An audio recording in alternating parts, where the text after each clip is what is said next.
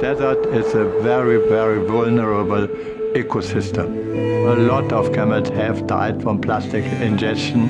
They can block the intestine, stays in the stomach, and they die often from starvation.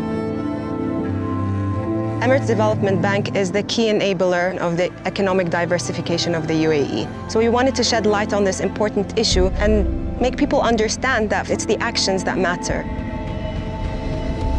A powerful message using a 3D printed camel made from recycled desert plastics, and the message was not to leave plastic behind.